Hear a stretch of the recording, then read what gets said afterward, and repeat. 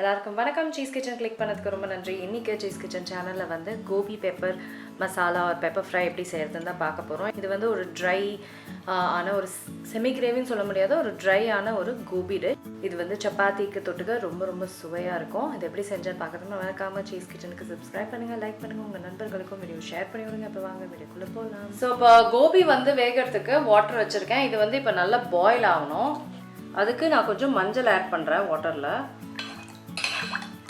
இதில் வந்து வாட்டர் நல்லா பாயில் ஆகும்போது நம்ம வந்து காலிஃப்ளவரை ஆட் பண்ணலாம். தண்ணி கொதிக்க ஆரம்பிச்சிருச்சு. நான் கோபி சேர்க்குறேன்.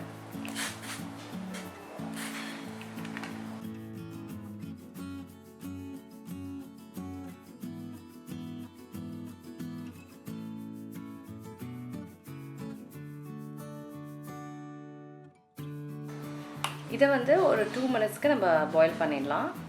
இப்போ கோபி மசாலா செய்ய ஆரம்பிச்சிடலாம். நான் கடாயில் ஆயில் சேர்க்குறேன். ஆயிலில் ஆனியன் சேர்க்குறேன்.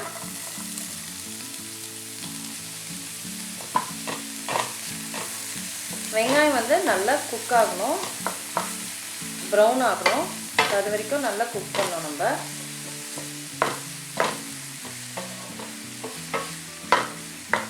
ஆனியன் பாருங்கள் நல்லா ப்ரௌன் ஆகிட்டுருக்கு. ஸோ இந்த அளவுக்கு ப்ரௌன் ஆகணும்.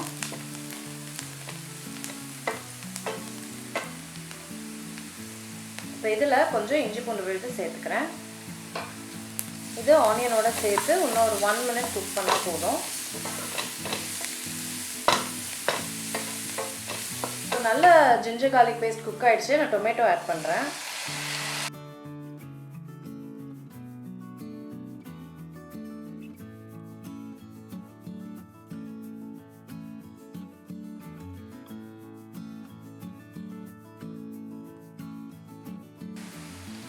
இப்போ இதில் வந்து நான் சால்ட் சேர்க்குறேன்.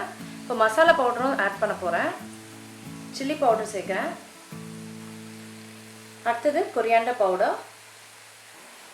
இப்போது கொஞ்சம் வாட்டர் ஆட் பண்ணுறேன்.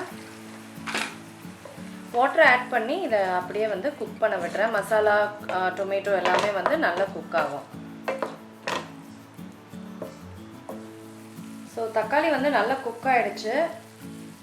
நல்லா நான் வந்து ஒரு தக்காளியும் வந்து அப்படியே லைட்டாக மேஷ் பண்ண போகிறேன். ஸோ நல்லா அந்த எசன்ஸ்லாம் வந்து கிரேவியில் நல்லா இறங்கும். முடிஞ்ச வரைக்கும் மேஷ் பண்ணிக்கோங்க.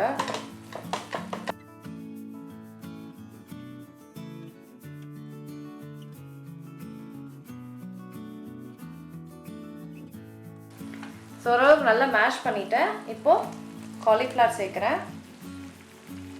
நல்லா மிக்ஸ் பண்ணிக்கிறேன்.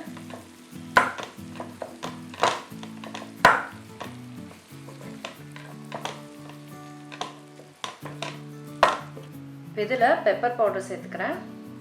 சேர்த்துட்டு இன்னும் கொஞ்சம் வாட்டர் ஆட் பண்ணிவிட்டு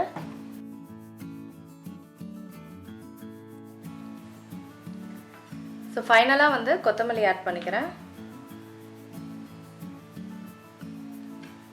மிக்ஸ் பண்ணிட்டா கோபி பெப்பர் மசாலா ரெடி.